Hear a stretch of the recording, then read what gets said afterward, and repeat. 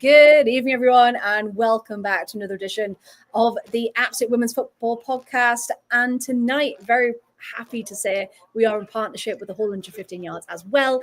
And perfect timing because the game has just kicked off for Germany versus Poland, which why we are here tonight. We will go through starting 11s in a moment. However, Poland have just had a very, very quick start indeed. And if that's how the debutantes are going to continue this game, what a game we're in for, because Berger has just had to do a diving save to stop the Poles going 1-0 up. Paul. I think I'm a few seconds behind you because I've just seen that. Oh, okay. Well, 2 seconds is better than people watching Danny with us the other evening. He was about 2 years behind, wasn't he? Yeah. So we will take a couple of seconds. But yeah, Paul, going into this, we've had a couple of boring games at the Euro so far, haven't we? And already this has been more exciting than quite a few of them. So what are you expecting from tonight? I mean, unfortunately, I was live tweeting most of the boring ones because it seemed to be a curse.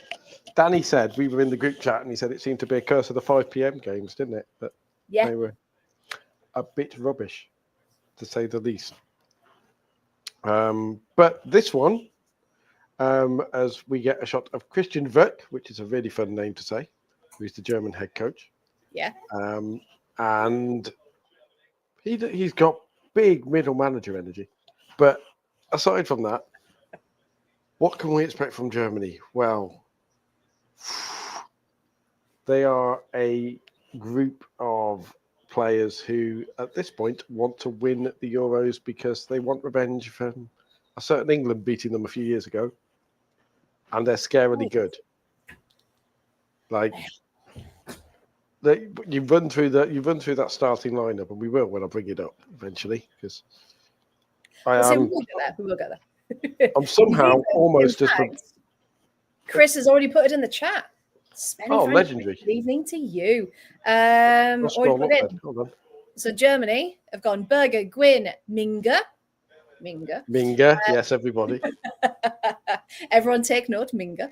Knark, Linda, Sens, Nusken, Brand, Dahlmann, Bull, and Schuler up front. Beautifully pronounced by all of them as well, by the way. What was that, sorry?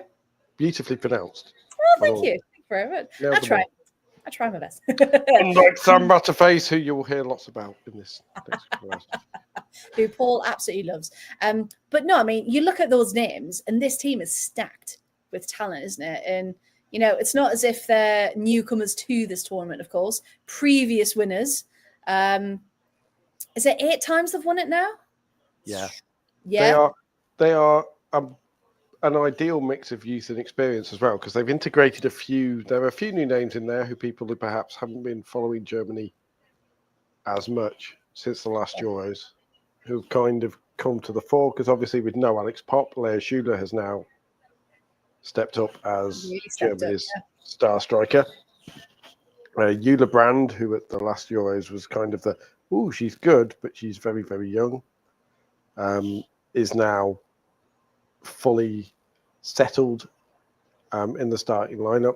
You've got Julia Gwyn, who was, again, last Euro, she was kind of round the edge, but you had the wonderful lane Felicitas Rauch playing in her position, who has now gone to the NWSL. So Julia Gwyn has made an argument to be among the best fullbacks in the world, I think, down that right side. Oh, yeah, absolutely. There's a few now. Lucy Bronze is probably still in that conversation for another year or two. Ellie Carpenter is obviously just signed for Chelsea. Speaking just quickly of Ellie Carpenter, did you see Daniela van der Donk?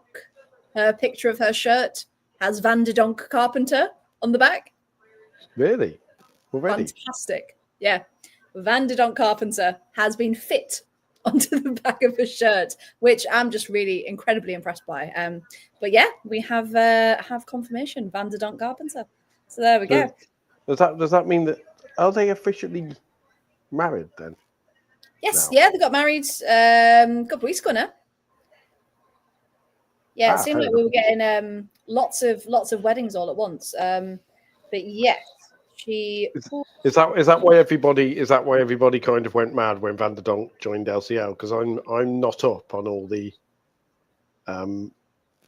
women's footballers' wives kind of thing. So Yeah, so we'll keep her up to date, Paul. Don't worry. But yeah, now I can't find it on her Instagram, but Chloe, our lovely Chloe Bear, sent it to me earlier. So I hope it was from an actual account. Let me just check. This would be really funny if I'm now spreading rumors. fake news. Yeah, fake news. I mean, 10 minutes. if it's any consolation for everyone, first Sam Matterface rant of the night, 6 minutes in. Yes, go on then. In the big intro, you know, where they go, "Oh, Germany are on the attack," just for a second, and might just about win a corner. No, goal kick. Basically, he did his whole confident. Poland are the big debutants for this tournament, and you know, first team, they've got 6 players coming back, and they have players like Eva Payor who will be very familiar with it. And then went dead silent. And the reason he went dead silent is because he'd been saying all this very comfortably over a graphic of the German team.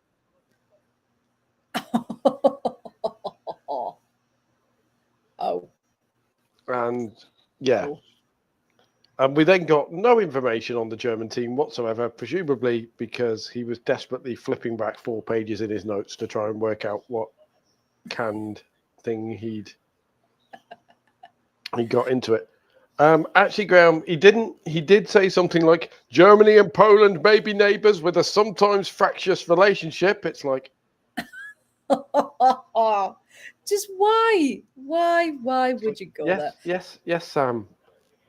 But it's not as if they have disputes over hedges growing a bit big, isn't it? You know. Yeah, it's not the neighbourhood watch, absolutely. Yeah, so can confirm. Oh, that could have been it. It was. Oh, I'm gonna have to take blur off, aren't I? Hang on. This happened to me the other night. If anyone was watching, background none. There we go. Right. There we go. Can confirm this was on her Instagram where it says Van der Donk Carpenter. They've just about fitted that in. However, whether they actually keep it for the actual matches or not, I do not know. Or whether it's just hey, you got married. Have this as a commemoration. So tune in tomorrow. Yes, Group D. Wales tomorrow. versus Netherlands. Close shot from Germany. I have to say Poland got us off to a very quick start, but Germany have took back very comfortable possession of the ball. And they are already working down that left side. Clara Bull is loving the space she's getting down Germany's left. Because that's the only thing about this Polish side, of course. Debutants in the competition. They've only faced Germany twice before. I was doing a little bit of research. No, 3 times. I do apologise. And the scorelines have been 4-1, 4-1, 3-1. So they know they've got their work cut out for them. However, you know, they've got nothing to lose, have they, on this? We did have some predictions earlier in the chat. Thank you, everyone, for that. If you haven't put your prediction in, please do so. Matthew, good evening, Matthew. Germany 3, Poland 0. Oh, and actually, double for Leah Schuler and a goal from Sierka Nuskin. Yes, I've got Schuler in my fantasy because of the Chelsea connection. Of course, yeah. But yeah, I've got Schuler in my fantasy team, so hopefully she does do well. Because everyone else I've chosen has not so far. I'll tell you what is going to be an interesting battle looking at the lineup. Sorry, I keep cutting you off, but no, it's fine. Go for it. Stream of consciousness. We talked a lot in the preview about Natalia Padilla for Poland. Yes, we did. If the formations are correct, she is up against Julia Gwyn because she is on Poland's left. And Julia Gwyn is obviously on the German right, which is historically not the greatest of places to be. There you go. There's your political joke. We'll get that. Good evening, Sam. Good evening, Sam. Good evening, Shah. But if maybe she'll bunker down. There we go. Sorry, I'm wincing. Welcome, everyone. Welcome, everybody. Graham did ask. You see that those are the jokes. Those are the references. Now we're getting them out of the way. Now we're done. And this 10 is, minutes. It's a long time to go. This is, as you can see, a Germanophile who's making these jokes, so I'm allowed to. German flag eyeshadow, because I might teach you some German football terms as well throughout this. Do. Please do. But we'll work that on the way through. But Janina Minga was just on the ball, and I'm just kind of like, for commentators, English-speaking commentators, they're kind of screwed with her name, really. It doesn't work either way. Like... Yeah, and this is why you need to do your research before you come to a match, because you're right, English speakers would look at that and go, oh, I'm not saying that on the television. I'm not saying that on air. And then they'd be told the pronunciation and probably still say, I'm not saying that on air. Well, that's the thing. But yes, yeah, and this is why research is key. I'm going to be one of the few people on the planet to turn up Sam Matterface now, so I can hear him a bit better. Well, that's the thing. So I've got it completely muted, copyright. So yes, if anything fun does happen, please do let us know in the chat, and we will report back. But I didn't know this was Ann-Katrin Berger's first Euros where she is the starting goalkeeper. That's a mad fact, isn't it? It was Merle Firms last time. Yeah. And then she's had a bit of a fall off in form. And then if we go back to 2017, I'm just going back through squad histories now to find out. Yes, I was reading the BBC build-up, and it mentioned that, and it's like, that's mad, because you think Ann-Katrin Berger being such a name in women's football that this wouldn't have been the first time, but you're right, this side has changed so much, even in a couple of tournaments where I think the last time we faced them at the Euros, they were very much on the brink of like a new revolution, weren't they? With a lot of new players coming in. So they were very much a team in transition. Yes, that's the word I was looking for. Thank you very much.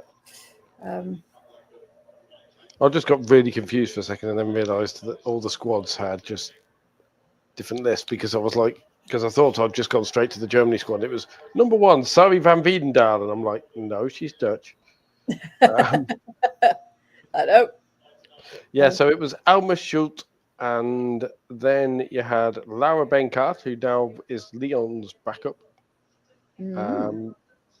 And the third goalie was Lisa Weiss, so Ann-Katrin Berger wasn't even in the squad 2 Euros ago. Yeah. Because we know, of course, she's struggled with her health, and she's fought cancer, and she's had such a difficult time of it. But to be back at 34, they were saying she's also officially Germany's oldest player to play at the Euros as well. And you just think, you know what? Yeah, legend, complete legend status. You'll appreciate Chris, I know Schadenfreude. Indeed. Laura Giuliani was Italy's goalie 2 Euros ago as well, and still is. Yeah. So, why would you ask, Graham? Why would you ask a German if they had rabbit cake? I'm sorry. Someone just told you because Kaninchenkuchen sounds fun to say. Is that what it is? It's when people from a different language go, hey, say this. And you're like, I don't trust you. For good reason some of the time. Matt trying to keep us on topic. And that's why Matthew's here. Yes, creating good chances from that free kick. Let's just get all our timings in order as well.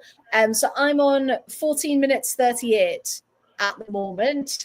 I'm probably level with you then, because I'm watching it on ITV on the digital. Cross on a digital. in. Oh, that would have been a beautiful header if that went in. Cross into the box from Yulia Gwyn. Already There'll be a lot of that because they'll be looking for Shula in the middle because she's very powerful in the air. Oh, it just misses Shula's head. And you think, yeah, this is only 15 minutes in and they're getting chances like that. Stats already aren't very good. I don't believe Eva Prior has touched the ball yet. No, and that's going to be the interesting thing, whether Poland, obviously we know what she can do for Poland, their highest scorer. But yeah, if she can't get into the game, it's what role can she possibly face? Because she's alone up top, isn't she? She is. Again, if the formations are correct. I think the idea is for them to try and get Padilla up with her. But yes, that would be clever because again, just in case anyone missed it earlier, we did talk about Padilla as one of our ones to watch for Poland. And of course, we had Leah Schuler for Germany as well. And I've now got all of our graphics, so I can start sharing them with you all. I tried to put them on the screen earlier. However, they're not PDFs. And StreamYard will only accept PDFs for them. So I will get them out as soon as possible. But yeah, I mean... We'll have them for tomorrow, because what format are they in? Are they JPEGs? Or are they PNGs? Or are they... yeah, Dan's just sent them through to me on Messenger, so I'm going to have to... I'll convert them. That's fine. I was going to say, I know a bunch of free stuff to convert them if necessary. Oh, okay. You might get having to do graphics for a championship team a few years ago, and now,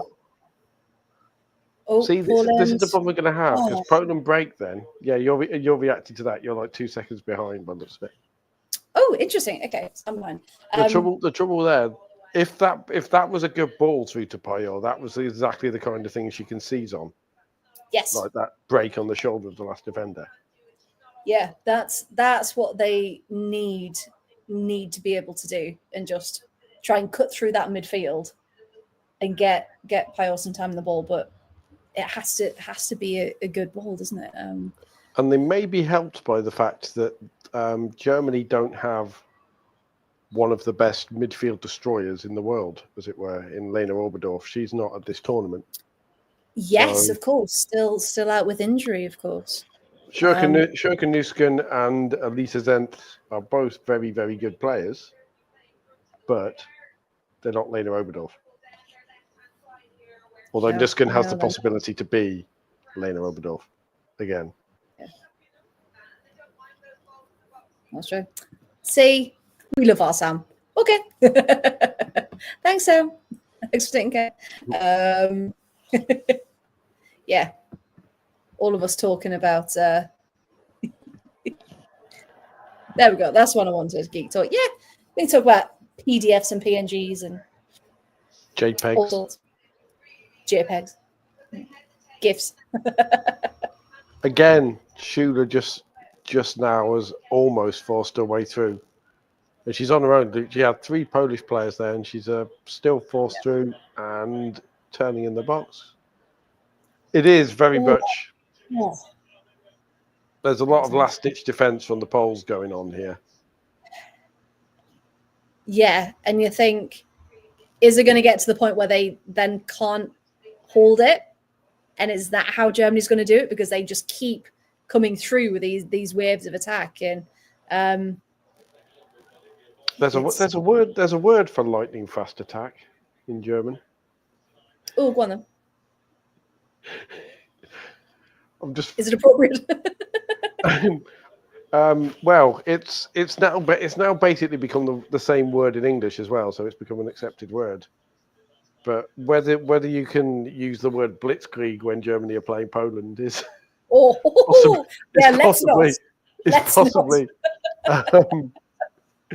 a little bit questionable. Nope. It literally means lightning war rather than lightning attack. Yes. If we say, the majority of us will know it from primary school. Yes. learning about World War II. If we say Blitzangriff, we can get away with it because Angriff just means attack. So Okay. And an Angreifer is an attacker in German. We do some German football terms, right? I love how we're straight in with Gegenpress. You can tell that's a Premier League watcher right there with the Gegenpress, can't you? Oh, and Germany on the attack again. The ball is able. Oh, go on, Poland. Go on. And again, it's just that quality of those where the ball's actually heading, isn't it? Because they've got the right idea. When they do then break on the counter, it's just that finer bit of quality as to where the ball's actually going, because Germany are just intercepting. But a lot of that as well is because Germany works for nothing, is it? Germany are incredibly well drilled defensively, which is interesting because their central defensive partnership is relatively new. Rebecca Knark and Janina Minga. Yeah, isn't it one of the first time she's been called up for the seniors? Knark, well, cap-wise, Janina Minga has been around the past year or so. But if you actually look at their caps, and again, this is where I'm racing back through to the Germany. Knark's only had four caps. Yeah, and just this year. This is it's interesting because you've got her, and then Janina Minga is relatively recent as well. And I can find it. I'll tell you exactly how many when it gets all the way through. Because, of course, there's loads of information you don't need. There we go. She has 21 caps. So, again. Yeah, so pretty new. And the ones who aren't kind of playing, who would play, is Kathy Hendrich, who is vastly experienced. She's one of the oldest players in the team. Sophia Kleinherner has played a little as well. But they're a young defence, interestingly, or a relatively inexperienced one, because Knark has 4 caps.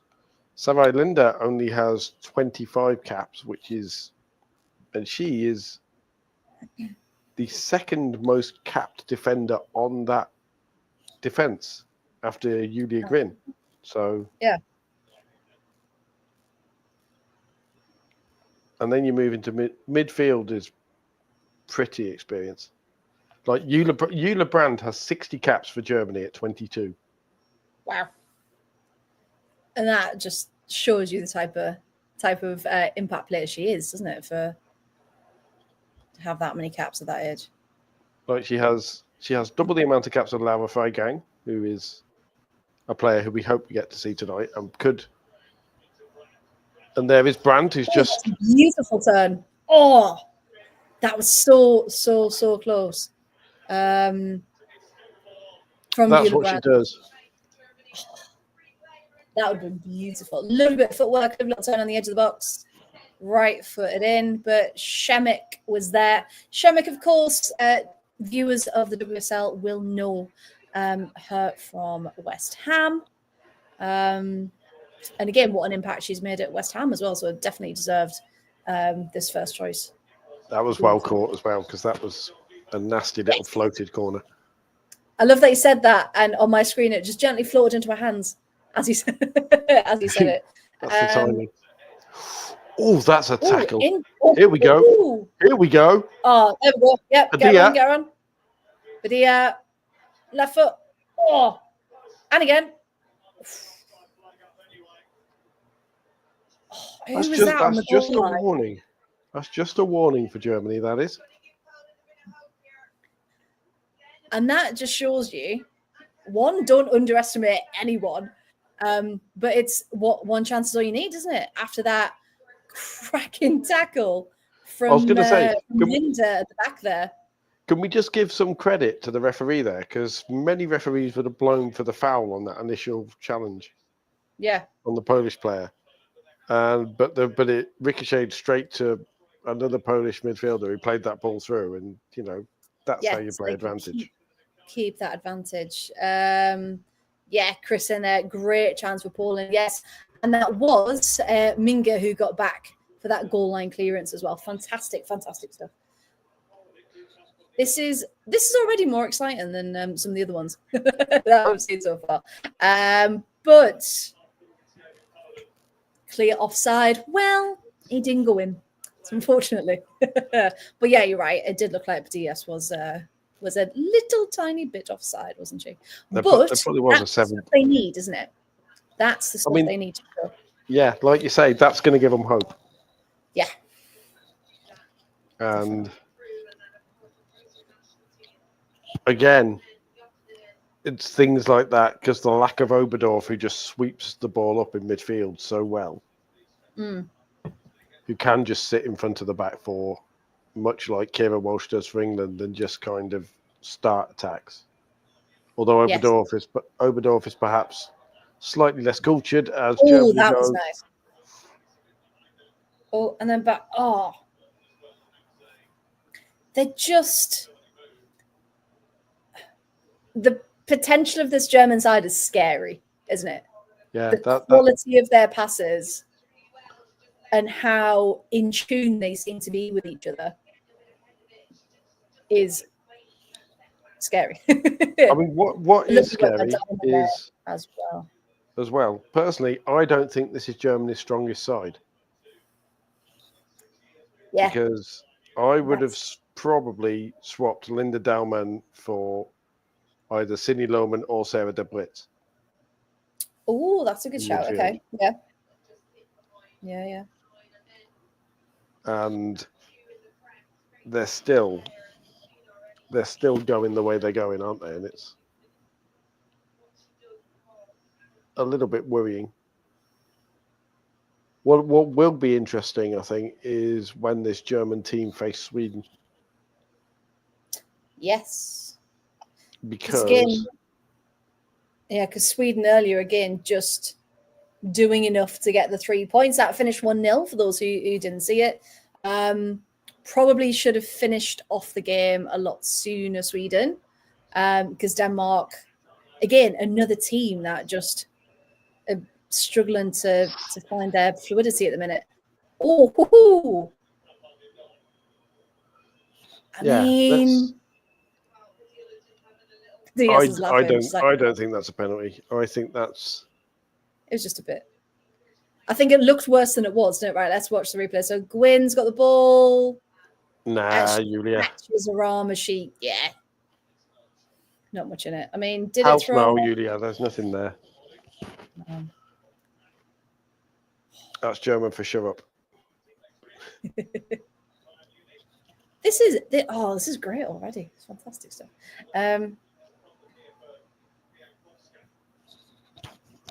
Yes. Oh, good evening to Johnny's in the chat. Evening. Just while we've got a player down for Poland having a bit of a tactical intervention, Graham's got a very important question. Do we say GIF or GIF? It is a GIF. It is a GIF because the first word is literally graphic. So yeah. G for graphic. If it was GIF, it would be a J, Graham. Hence why it's a JPEG. Hence why it's a G.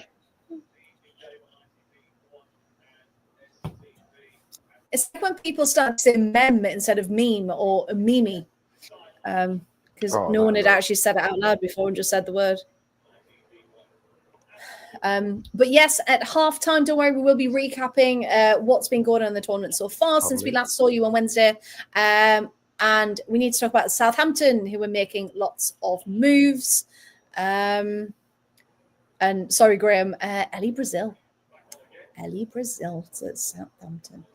So yes, we'll talk about all of that in the I was going to say the interval. You can tell I was at the Empire the other night at halftime. I genuinely didn't know that as well. Just Chris mentioning the men's thing going on at the same time that we're supposed to be vaguely interested in.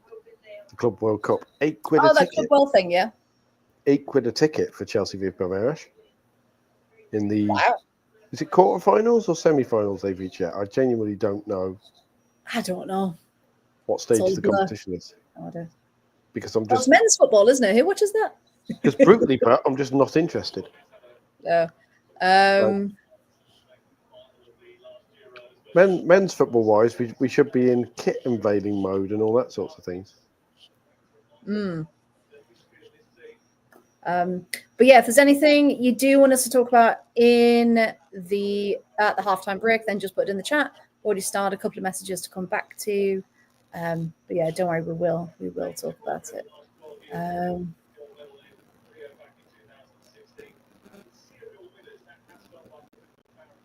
I'm just fascinated watching how Poland are sitting off Germany and really not pressing and letting Germany build from the back.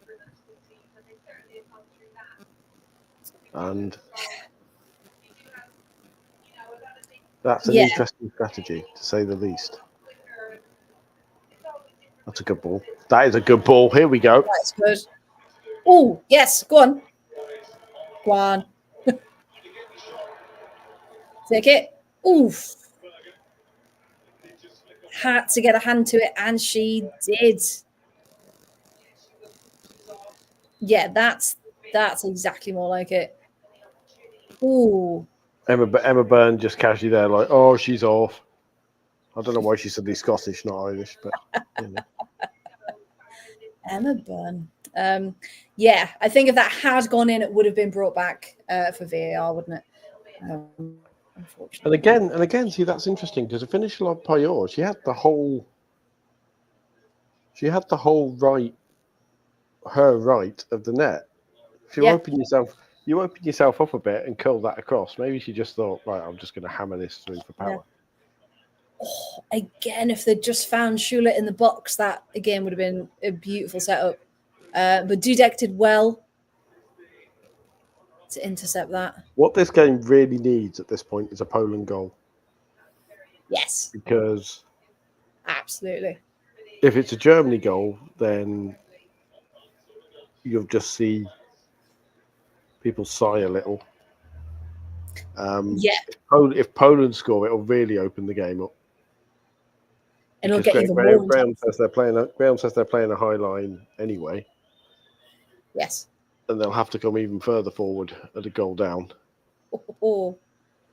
Shouts for something to be given in the box. Stephanie Frappart, of course, is going absolutely not. She's a fantastic referee, Stephanie Frappart is. I loved her at the World Cup when they did their announcement to the crowd through the microphone. Oh, she has a sense of drama, doesn't she? After on-field review? No penalty. do you remember when we decided they should have that with loads of accents? Like, imagine Cheryl Foster doing it. Well, we've had a bit of a look, and we kind of. And I'm very sorry to tell you, but after a bit of a look of it, boys, we've decided that actually she was a bit offside, not far offside. So we've decided that what's occurring is no goal. And I do apologise for that. Were you apologising for my Welsh accent then? Is that what? No, that was me trying to do a bit of a Welsh accent going, and we apologise. We apologise for that ruling. Yeah, whereas the Macamon would just be, right, Egan. We've had a bit of a natter. And we've decided, knee chance. Can you imagine the Russian one? In Russia, offside give you.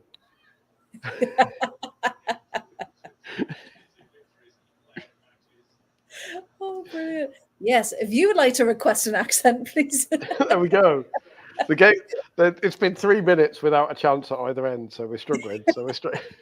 We've descended into accents. If you want to know German football words as well, if you can think of German football terms, I will happily educate you on such things.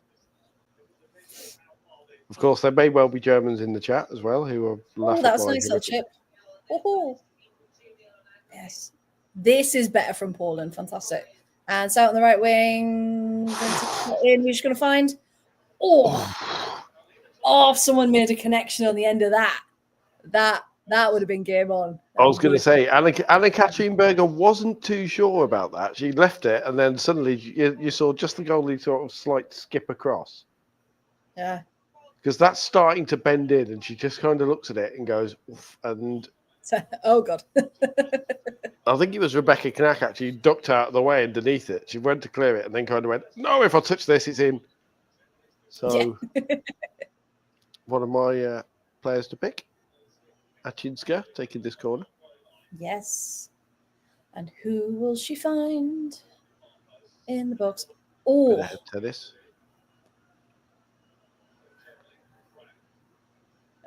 There appears to be someone in the crowd with one of those, like, police squad sirens. Oh, is there? Oh, yes. Go on, that is beautifully pulled down. That's a hell of a tackle. Whoa. Julia Gwynn's tackle then, that was an amazing tackle on Pio, and she's hurt herself. This could be big for Germany.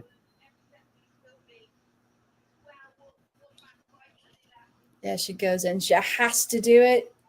Try and get out of the way. And as she does it, it's a knee.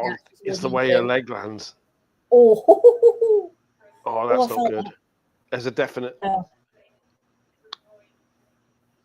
As again, I don't claim to be a doctor or anything, but that's a knee. No. I really hope that's not a knee.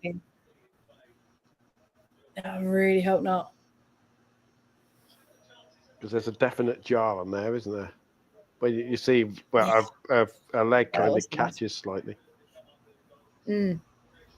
Yeah. And yeah, just following up from what Matthew said there, Poland playing really well for their first ever match at a major tournament. Yes, they are. They're doing incredibly, incredibly well.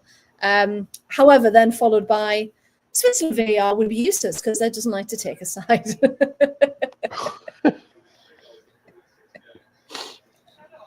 The serious followed by the chaos, and that's exactly you have a go at my jokes, and then you get jokes like that. She appears to be moving fine, at least. Hey, we've found our audience, we've found our community. But yes, she's walking off the pitch. And jogging. Thank God for that. Yeah, that would have been a huge, huge blow if anything had happened there. So really glad she seems to be okay. And we'll keep everything crossed. She appears to be, to the untrained eye at least, she appears to be moving. Yes. Quite freely. To us mere peasants watching at home. And Anne Katrinberger just casually sauntering out to the middle of her the own halfway line. Like that bit in FIFA where you catch a through ball and just stand there and press the throw button and drop it and then start running. Yeah. People in the chat know what I mean. It wasn't beautifully described, but they know what I mean. We know. Yeah, we know. Don't worry. Sam Matterface is annoying me again because he can't pronounce basic German names because apparently it's Clara Bull. Bull? Yeah. It's not even spelled Bull. There's literally an umlaut there, Sam. Yeah. It's Bull. Bull. Oh, no, she's down. Oh, no. Gwyn is down again. Appears to be in a lot of distress. Yeah, this ain't good. This is really not good. We've cursed her. We cursed her with our topical tags. Oh.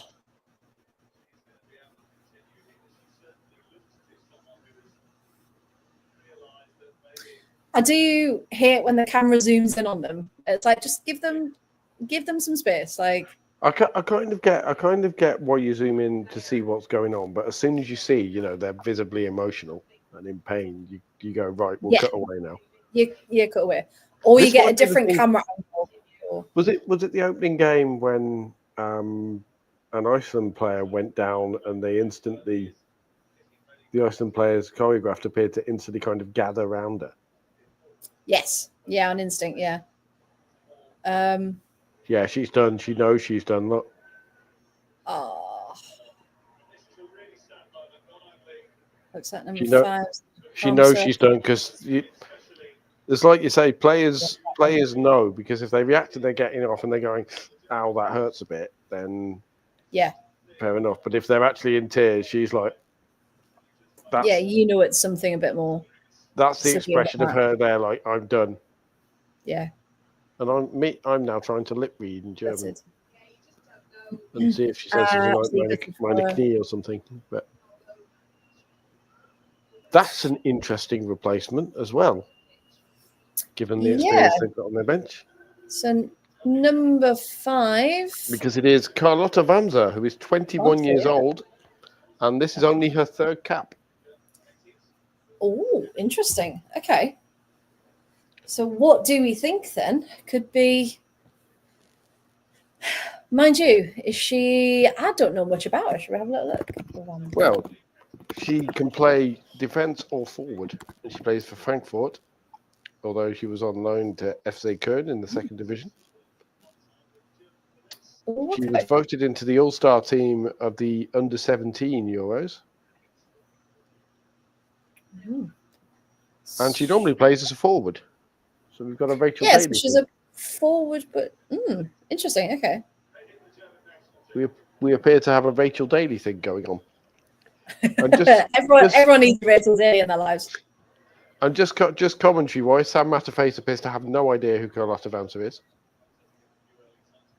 Because instead they're talking a lot about how important it is to get early touches when you play into the game. And Emma, talk about when you're brought in, please. So we want to know about the players. Come on. Where's your notes? Do your research. But yeah, I think that is Judith Wynn done for the tournament and hopefully It didn't look good, did it? Hopefully only for the tournament.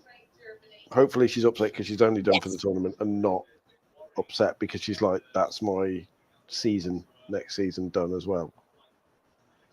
Which would be tragic for both Germany and indeed women's European football in general because of how good she is. Oh. Yeah, no, it's a massive, massive loss. I really hope she's okay.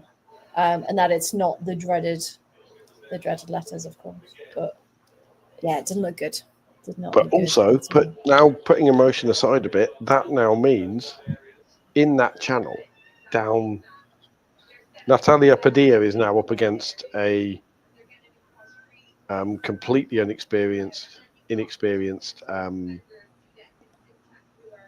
right back. And so is Eva Payor as well. Eva Payor, only your 3rd international game and you're facing arguably the best finisher in the world. Yeah, from a Polish perspective, actually, could the table be starting at 2 time?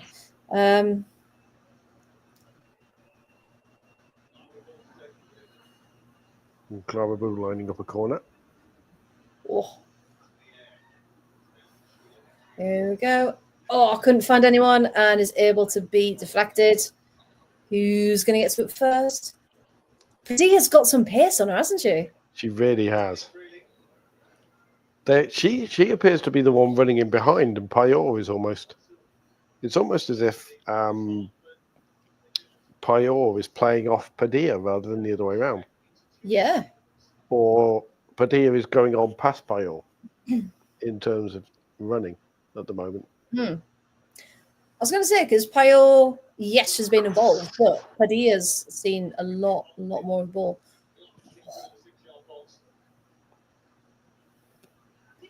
Poland able to knock another German chance out there.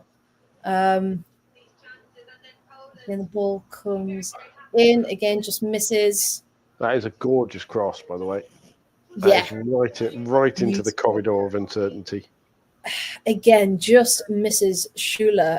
So you can see she's the target up front, isn't she? They're just trying to get her on the end of it. However, at 0-0 with only a couple of minutes to go, probably a couple of minutes of injury time, of course. However, I think a lot of people would have probably predicted a couple of goals by now. Here's your first football term, by the way, for crosses like that. Germany are trying to put the ball into Korridor der Unsicherheit, which is the corridor of uncertainty, or corridor of unsafeness in German. Take So Corridor over and yeah, Graham, we have it in multiple languages. For England v France, you'll get it in French as well. Fantastic. See, which other pods are multilingual, eh? The Germans are getting a bit frustrated, actually. They are a bit, aren't they? Eula Brand is sometimes a bit of a Shouting at the hothead. lineswoman's not going to get you very far, is it? Duolingo bingo, yes. Just without the copyright. Brand is German for burning, by the way, or fire. Ah. Oh, and Frappa has blown for free kick. Yeah, because Schüler just straight through the back of her. Oh, twice through the back of her. Ooh. Yeah. Poland need to be aware of marketing. They need to have lots of brand awareness. There you go. Very good. Very good. Oh, I love multilingual puns. I did actually think as well, speaking of it, it's my fault, I did actually think that Elisa Zentz, because her name is written with the German S set, the kind of weird... Yes, looks like a B almost, doesn't it? It almost looks like an upside-down B. Yeah. I first saw it and thought it was an F and thought her name was Elisa Zemp, which meant her name would have been Elisa Mustard. Fantastic. Oh, if which that would have been dropped, just over, yeah, that one. That was bending in, that one. That's a sighter. You know when you look at players' reactions and they just she's not annoyed in any way, shape or form with that because she's like, yeah, that's a sighter. Yeah. I'll work that one out. Right. I know. So yeah, let's do it again better next time. Yeah, we'll do it. I'll adjust the trajectory a little.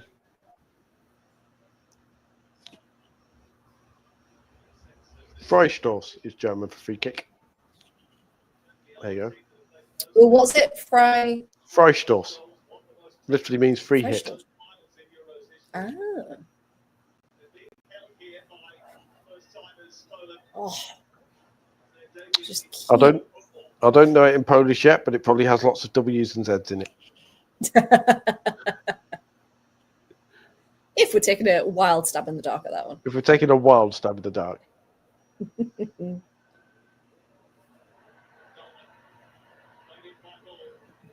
Gotta be. Oh, that is a... Oh, how has that not got in? Schüler's completely miskicked that. She's misjudged it. So it comes from Dahlmann down the left, crosses in, does find Schüler, and she just missed. If Schüler holds her run for half a second, she connects to that perfectly. And then that is their lead on like the final minute of added time. Or alternatively, if Dahlmann's pass is a little straighter, but yeah. We've got another chance. Oh, but taken from her feet by Pavlek.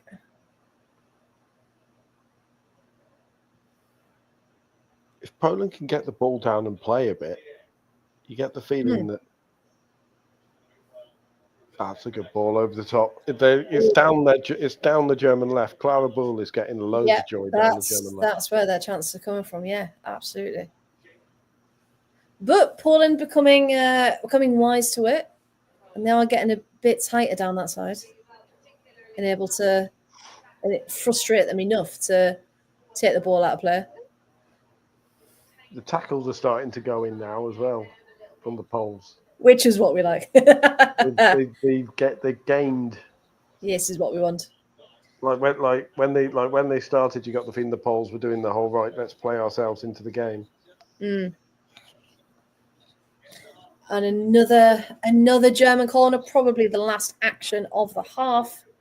But let us see as Clara Bull takes it once again for Germany. Lots of pushing and shoving in the box. As it comes in. Oh, I hate those. I hate the camera angle for that. I hate them when I'm commentating as well, where the ball goes up in the air and you're not sure which way it's traveling for a half second. Yeah, because that genuinely looked like that could have gone in from that angle. And the whistle has gone for half time, and it is still 0-0 between Germany and Poland. I mean, what a half for Poland. Obviously, awful news for Julia Gwynn, of course. Julia Gwynn, I do apologize, who has gone off with what looks like a knee injury. But yeah, Paul, if you had to summarize that half, what would you say? I'm trying to think of. I thought of an instant one and then thought, no, we can't make that reference. Poland just defending for their lives. Like, they initially, you thought it would just be Poland defending for their lives. Yeah, but they're doing that brilliantly, and the way they're executing the counterattacks, they found what might be a little vulnerability for Germany. I mean, even when Grimm was on the pitch, they were finding a fair chunk of joy with that ball into like the left channel, particularly, and for Padilla to run. And now with Carlotta Vanza there instead, who is less experienced and hasn't played at all, probably that much defensively with her centre backs, because I would imagine in training and stuff they'll be going for, right, we'll put Vin, Minga, Knark, and who was on the other side? I apologise, German folk, catch up in a second. Yeah, and Sarai Linda, and they put those four together. Maybe the backup defenders were kind of almost playing like the Polish defenders for the German attackers to have a go at, and now they've got to kind of adjust a bit. And I think Poland can be incredibly proud of that. Yes, definitely.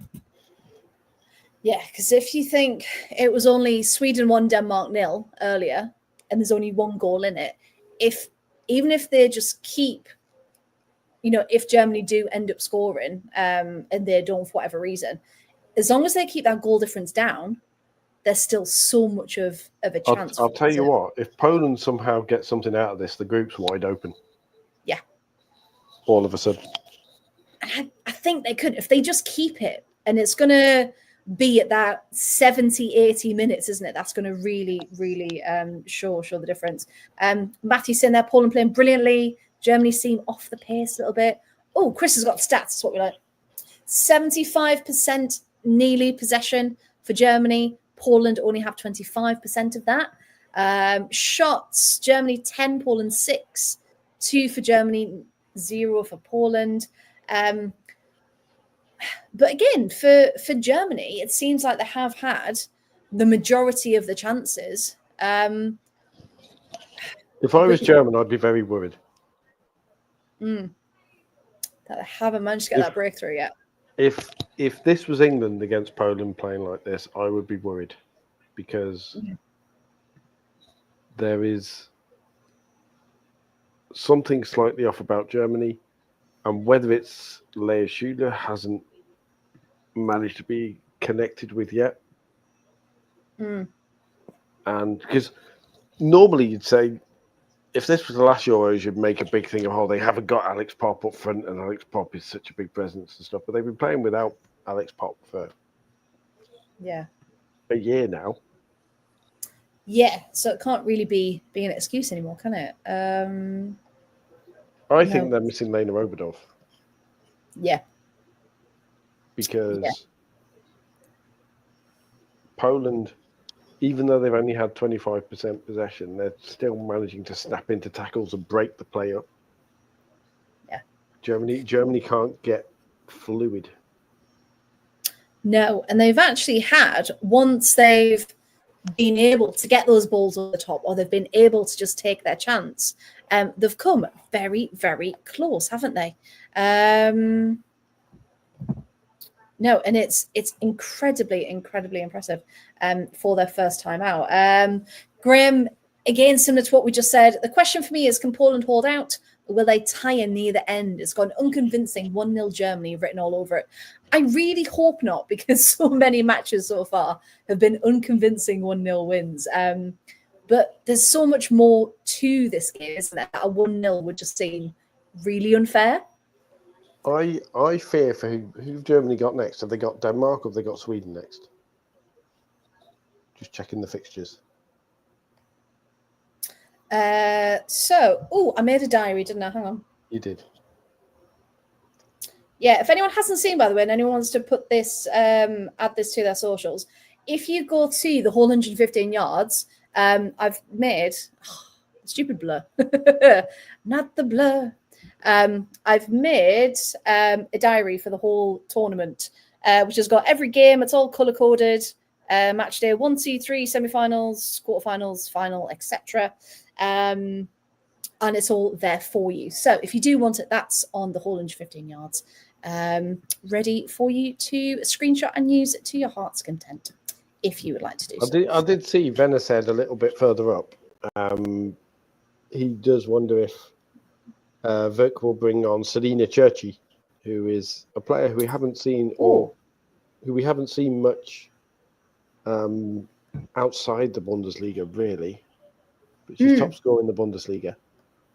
Oh, you're right, yeah. And is one of those players who almost hasn't really been noticed as much. She plays for Hoffenheim. And after previously playing for Cologne, and she's one of those players who you look, And the thing with Germany, the amount of players we may not know as much about, or certainly English media may not know as much about, because they are adding a lot more players from the Bundesliga. It's not like the German men, where it's kind of, we know all the good German players because they're like Florian Wirtz signing for Liverpool for 150 million quid kind of thing. Yeah. A lot of them are still relatively homegrown. Yes. Yeah. And which is great if you do watch the Bundesliga, but a lot of European football isn't really advertised in England, is it? You know, we're lucky enough to get anything on the Championship, never mind other leagues. So yeah, it's very much you need to do your research, you need to find out, you need to go find where you can stream these games. And in case you're wondering, by the way, I'm just trying to find my TV remote because I'm going to standby. So that's why you're getting a tour of my living room. I was going to say, I thought we were just getting a tour of your house. Yes, Matthew as well said, how good is it to see Laura George on the Bunja Tree? Yes, I would love to see her in the WSL as well. She's very, very good. Vicky Lasada's really grown into it as well. I really like her. She's incredibly stylish, Laura George, as well. I know we shouldn't be judging people on. No, we can appreciate it. Of course we can. We can certainly appreciate it. But she's French, so, you know, that's what they do. Well, speaking of the French, David's popped on to say, thinking 2-1 England tomorrow. Oh, you know Great what? prediction. I would love England to win. However, France have had so many changes. You know, there's no Renard, there's no Le Sommer, they've had a lot of key figures pull out, but then again, I'll rephrase that. They didn't obviously pull out. They didn't get chosen. But of course, England have had changes as well. So I really think it's going to be a tough one because France are so good at the end of the day. Did anyone see, by the way, in The Athletic today, there was an article, one of The Athletic's usual inside controversial football thing. And it was inside England's build-up to the Euros. And there was one... You know what I'm going to say already. I can see you know what I'm going to say because we've talked about it. There was one paragraph where it was like, some within the squad were disappointed by Millie Bright taking care of her own mental health or something like that. It was like, yes. Okay, I like this Lionesses team a little less now. It's the only issue I've got with that is that actually true? Or has it been skewed a little bit to, like, we don't know. do we? We don't know the actual quote. We don't know what's going on. But yeah, if there was then that feeling and they've then made it public, then that's just a bit crap, really, isn't it? That they've chosen to do that. However, to perk things up a bit, Ryan at the Mr. Arsenal podcast, Paul, thoughts on Spain last night? Because the only game really that had a lot of goals so far. I still think it is tricky to judge because Portugal were incredibly naive in the way they played. And on the one hand, it's like, yay, they're trying to actually turn up and play football and whatever. But yeah, sometimes pragmatism is required. You know, even the likes of Germany and France aren't going to turn up against Spain and go all out attack. No, you need to be sensible with it, don't you? I think we can't really judge Spain until they're actually tested, and I think Italy may well test them a bit. I hope so. Based on Italy, because Emma Severini's a player. Like, she had a very good game last night, didn't she? Yeah, she did. I was live tweeting that game. I was very impressed by her. Ariana Caruso's goal was a beauty, and she's now in my fantasy team for the second phase. I don't blame you, yeah, because obviously Caruso was at Juventus, and then she went to Bayern Munich, and then she didn't really play. And you just think, why aren't you playing a player like that? Like, that's horrendous. But then she turns up for the national team all the time, like no matter what. So yeah. Christina Giurella's still got it. Yes. Nearly pulled a Russo special with a little. Yeah, I saw that. I was like, yeah, oh, if that had got in, that would have been great. But yeah, there's a lot of talent in that Italian team, and again, a bit similar to Germany, a lot of that Italian team, in fact, the majority, apart from Yaya and Cantore, are playing in Italy. So unless you watch the Italian leagues, you don't know anything about the players. Other news then, while we're on a break, Southampton doing massive moves today. However, Durham have signed Grade, who left Sunderland earlier in the season. We've also had Simon Parker has been announced as Southampton's head coach. Is that a good appointment by them, Paul, do you think? They could have made Benny worse, couldn't they? I mean, he knows the league. He can dig out results. Sorry, I'm having to quick nip. Can indeed. Yeah, so Southampton have got a new coach. We've also Southampton Ellie Brazil is a fantastic signing for them. Ellie Brazil, yep. And Mo Bashford as well, Graham was saying. Can I just say, Graham, as well? Now it's been announced. I am outraged, as you know, and I wonder if you are too. Beth Rowe being released by Charlton or eased away, who I always sing the praises of. Yeah, I was really surprised at that one. Everton making more moves as well. They've signed Ornella Vignola, who is a Spain Granada. One of the next ones for Spain, as it were. Yeah, Spain under 23s. So again, they're really looking for that new. Brighton making some moves as well. Yes, Brighton. I'm scrolling through all my notifications now. This is the one where I've got notifications on for every single team. I'll bet you get lots of rubbish, like so much. When they tweet about, we've got a big game this weekend. Yes, I know. Yeah. It's just what's that back on the grass. It's like, yep. And it's really funny as well because I've got all the notifications turned on. You can tell when they've all scheduled a post. Because at like 2:00 on a Tuesday, they'll all be like, hey, look what we've been doing. 2:00 on Tuesday, it'll be back in training kind of thing. Yeah, back again. The second half is about to start. So I'll quickly go through the rest. Bristol City have announced Ella Powell has signed a new 1-year deal. Birmingham City have got a new goalkeeping coach, John Ritchie. Ella Powell signed a new contract with Bristol as well. There has been a Polish substitution, I believe. Oh, yes. Let me double check. Well. Because in classic Sam Matterface fashion, he hasn't really mentioned it. They talked about it a bit, but didn't mention it. Yes, Olivia Vosh has come on. She is a centre back. So. Oh, Germany's starting very quickly. She's come on for. Yes, because it hasn't announced it yet, has it? Because ITV, being the wondrous people they are, apparently they don't need to tell us. Oh, Dudek. Dudek's come off. Paulina Dudek. Right, there we go. So, is that Wash? It is Vosh, yes. Wash, yeah.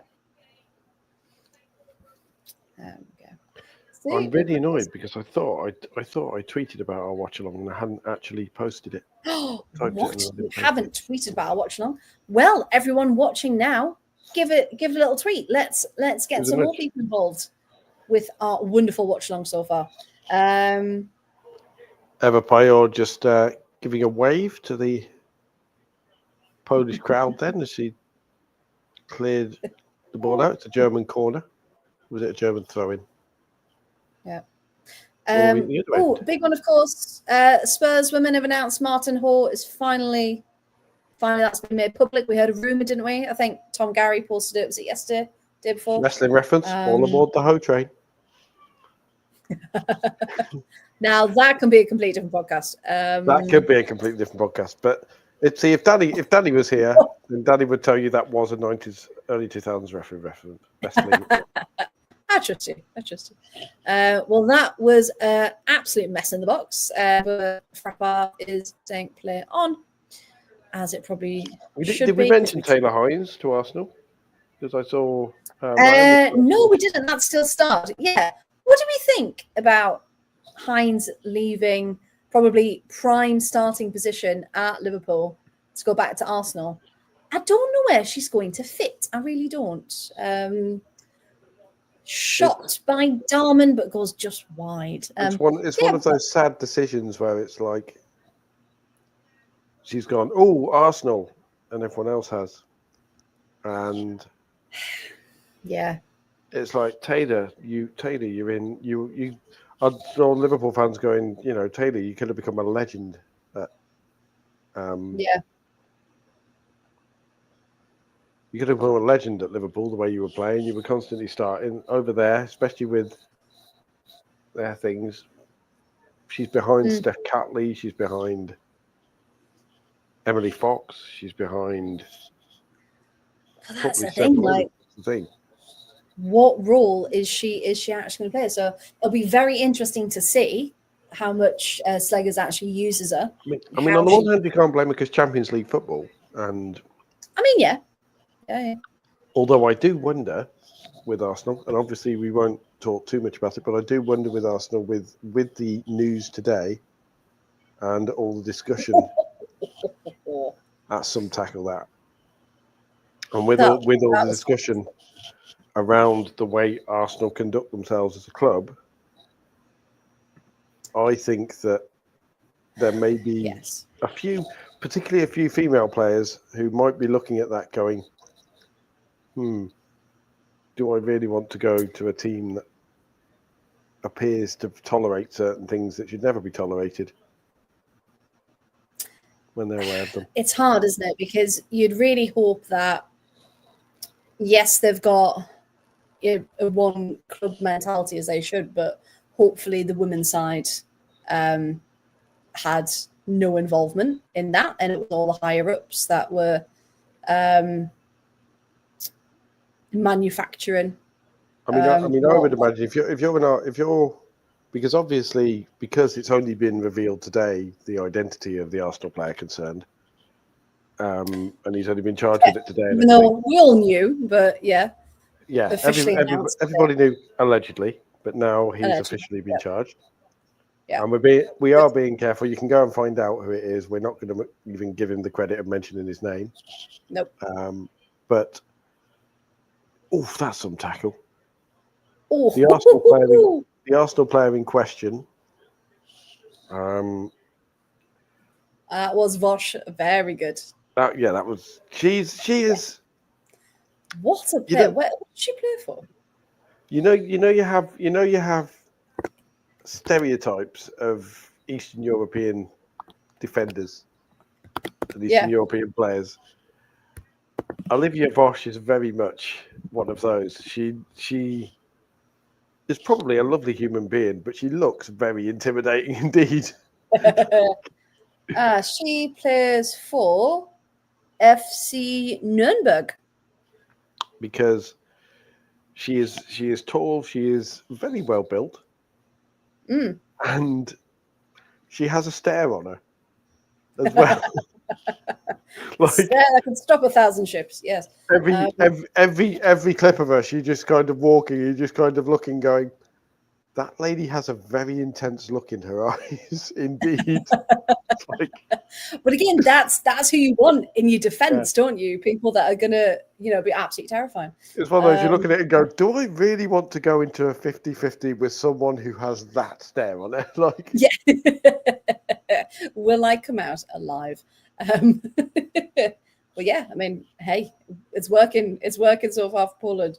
I do wonder what our Arsenal fans in the chat think about that, but I do think that the women's team, that's a strike and a half, and it is Eula Brandt who has put Germany ahead. It's been coming a long time coming for Germany, and especially for Eula Brandt as well. Oh, what a strike! As Germans would say, was für ein Traumtor, which is roughly translated, what a goal, but Traumtor is a dream goal. So that's what they describe as. And now we will see the replay and we will try and work out, because it's outside the box and it is hit hard and it does bounce out. I think that's a possible Thunder Bastard. Well, we've got the golden rules for Thunder Bay. And in fact, what I might do, I love the way that Rebecca Clark is celebrating even before it hits the net, because she knows. She knows exactly where that's going. That is absolutely on a postage stamp into the top corner. That was beautiful. And in nerdy fashion, I am now going to rewind live TV, because that's what you can do on digital TV, to rewatch the goal live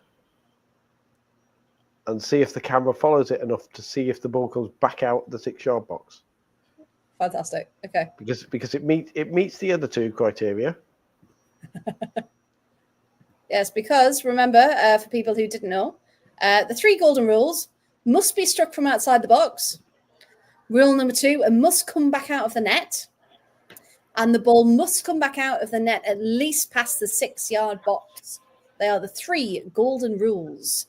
Can confirm, although the shot does not stay long enough for confirmation of the ball coming back out of the 6-yard box, when it comes back out of the goal, it moves at a decent rate. So sorry, Danny, I am officially calling that a Thunder Bastard.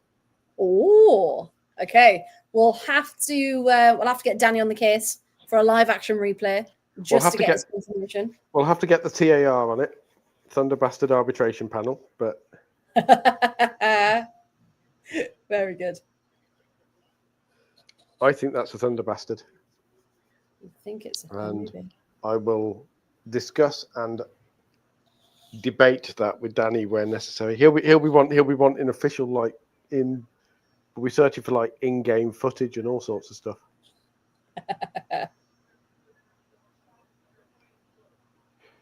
Eula Brandt is an interesting one, because Eula Brandt she's a bit of a heartthrob in Germany as well. All right. I believe. Because, she's young, she's athletic, she's very skilled, and she doesn't look too bad. And apparently a lot I was trying to find a way as a man of saying it that wasn't, lechy or anything, but she is appreciated in many ways in Germany, is Jule Brand. I mean, And I'm sure I read somewhere there was talk of like men's magazines in Germany trying to convince some of the players to get involved and promote the game, and she was one of them.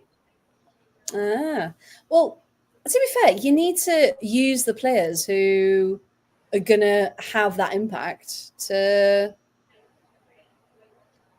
get more people involved in the game. And when they're as impressive as she is, why not? Oh, that could have been a bit dicey. A bit dicey, I don't think. A bit dicey for Poland. For Germany even, sorry. I apologise. I probably should have muted the mic then. This is the fast transitioning football that we want, isn't it? This is end, as they would say. This is more the German and Polish play that we kind of expect.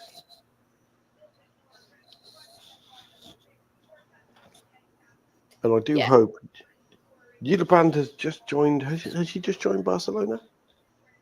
Lyon. Yes. It was one. Jule Brand has just joined Lyon. Yes, Brand to Lyon, Payot to Barca. Yeah. As has Corbin Albert. So another reason to dislike Lyon. Did you see a particular tweet that said her agent reached out to Barcelona and Chelsea, but she was deemed to have too much off-pitch baggage. Really? That was actually considered to be... Well, let's face it. Can you imagine how Chelsea fans would have reacted to signing Corbin Albert, given that they are not exactly... I mean, well, we've got one in the chat. Matt, how would you have reacted to signing Corbin Albert as a Chelsea fan? I don't think she would have lasted 2 minutes. I don't think people would have allowed it. I think she would have been the first signing to be booed on her debut. Yeah. Like, literally. We don't want you here. Yeah, absolutely.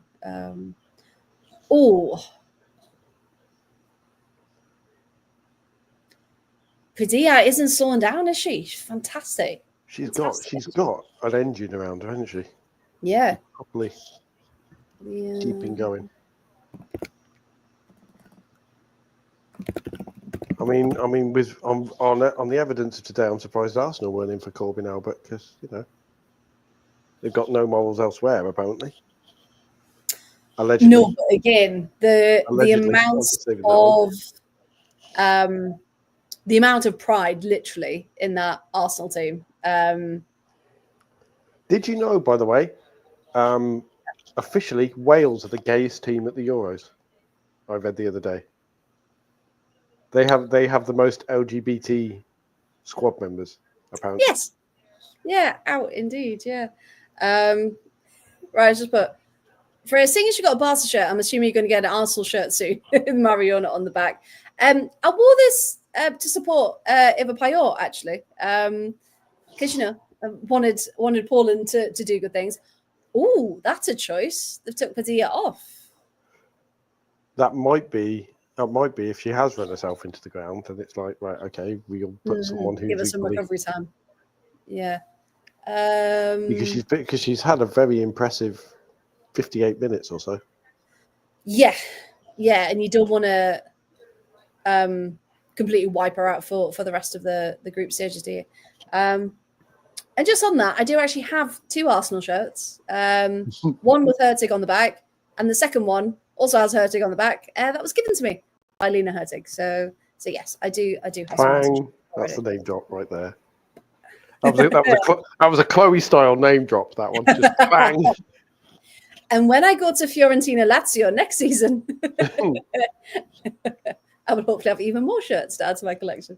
I will also just point out, in case our Chelsea Chloe is watching, that was said with full affection. That was not. It wasn't. Freya has many shirts. She's a plastic fan of many teams. Yep. #FakeFanFC. That's me and Chloe Bear. I mean, to be fair, Graham, a Crystal Palace fan would say that, wouldn't they?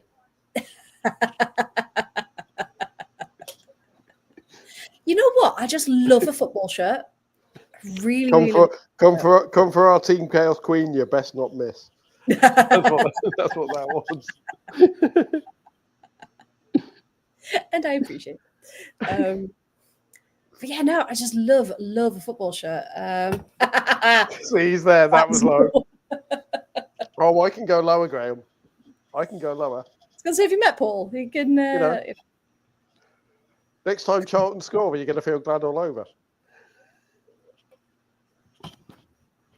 I can see this going through the screen now.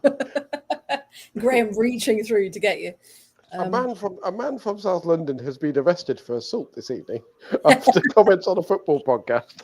After reaching through the screen, ring style too. And there we go. Thank you, Ryan. Yeah. I was literally mentioning the person in question because we were discussing signing of players, and I was like, I wonder if this will impact Arsenal women's strategy. Yeah, you hope it doesn't tarnish the club as a whole, especially the women's side. Oh, that header could have been beautiful from Newskin. Just slightly off.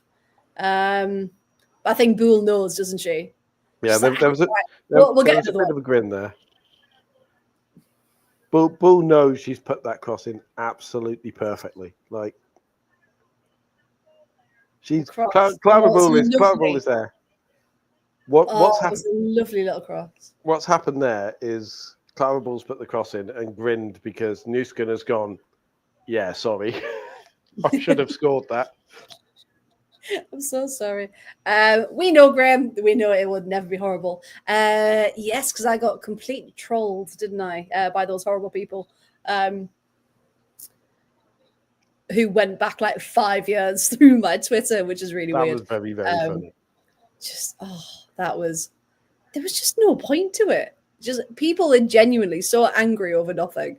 I will pick a fight for no reason whatsoever. Another. It's getting closer. See, Clara Bull, like, how have I not scored yet? So close. She is a bull in a china shop. There we go. Hey. It was only a matter of time. If I hadn't made that pun, Graham would have. It was only a matter of time. Oh. See that's low. That one was low. That was just offensive. On the plus side, if Sam Matterface is doing tonight, that might mean that our Seb Hutchinson is doing the England game tomorrow, which would be excellent because he is an excellent commentator. Yeah, we'll take that. Get it where it's due. That was a very unintentional save from the Polish back line, and that was very good timing indeed. However, ball has been given away. Oh, lovely ball through to the ball. You've got to hit this. Go on. Do it. See, that was interesting because Berger almost dived out of the way of that.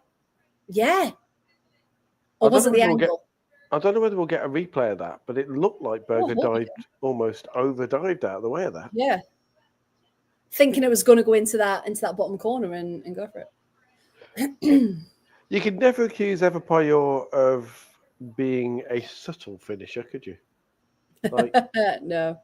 You can never accuse her of being the kind of player who just strokes the ball into the bottom corner, caresses it. Sorry. I've seen that. Oh, Germany should be about 3-0 up now. Oh, that should have gone in. It's like there's a repelling force around that goal. And that's Schüller again. It's Boole again to shoot. Boole is the player of the match. Yeah, right has now. To be. And Unquestionably. Boole's head goes straight into our hands. Like, why aren't you finishing this? You almost need a Boole on the end of Boole's cross to do this. Oh, that is a beauty of a turn, though. Yeah. And no, confirm the angle was weird. Because from that angle, it looks like it was hit straight at Berger. Oof. Yeah, Germany missing some perfect chances. And you just think if this was, I don't know, maybe not the first game of the tournament, then they'd be putting these away. So the crosses are there, the setups are there for these goals. If we have a quick look back at the stats, if they've been updated, Germany have had 17 shots, only 4 of them on target, and I think that's a massive. I take about 18 shots on target. So yeah, that's a massive tell, isn't it? I do enjoy the genre of subs bench where they get up and you can tell they're well up for it. You know, you get the kind of subs that just kind of stand up and wait to come on, and then you get the people who are literally bouncing up and down. There's Bull again. Oh, is she going to find anyone? Oh no, just a bit too much. She is putting were they in the wrong position? She is putting in some absolutely gorgeous crosses, Clara Boulez. Yeah, fantastic player. There we go, and Shula has finally, there we go, with a cross from the other side. Finally got it. Clara Boulez celebrating. Are like, thank God for that.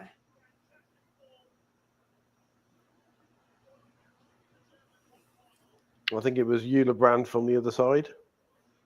If I were Clara Boulez, I might go, couldn't freaking do that with mine, could you, Leia? Yeah, it's not like my crosses or something. You know, I only gave you the 5 of those. Like, yeah, let's have a look. Ball comes in, back out to the edge of the box. That is a gorgeous cross. Beautifully picked up. There we go. Perfect. She's dropped that onto a 5p piece for that cross. That is gorgeous.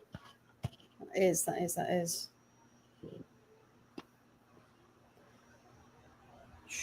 But also, it's one of those where Shimchak jumped and it literally brushed the top of Shimchak's head on the way over. It's one of those fine margins moments. Oh, here we go. Slavinska coming on. She was the one who was jumping up round to go on the sidelines. She joins the fray, of course. I do enjoy as well when you have properly accurate names on the back. And when I say properly accurate, they don't use a generic alphabet. They use like the native alphabet. Like Polish alphabet has several letters that isn't in the Roman / English alphabet, and there's one on there with Slavinska. With that weird L with the line in it. Yes. So is that pronounced like a sh? I think it's a sh. Yeah. Slavinska. All right.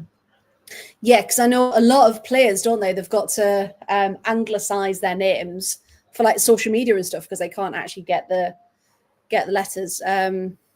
Even like Leah Volti, I think her Instagram's at AE, isn't it, or something like that? Yeah. It's just one of those weird things with orthography. There's a fancy word. And now Germany are in the right. Okay, now we're 2-0 up. Now we can adjust. And Sarah Debrit's coming on as one of the 3 players. Hey, there we go. Guarantee I will get very annoyed very quickly the first time she touches the ball and Sam Matterface doesn't realise that she has an A umlaut. Because no English commentators can pronounce Debrit. And it's really annoying. Really, really petty, but really annoying. No, it's one of those things you wanna do the name justice, don't you? And for the first yellow card of the match, taking Bull's legs out from underneath her. Only way to stop her. But like the fact that he can't be asked to give Clara Bill's name proper pronunciation. Oh, and there's Aladdin Jurek. There we go. Hello, Shula is off her last action of the game. Is that Nuskin going off as well? Dahlman and was it Nuskin?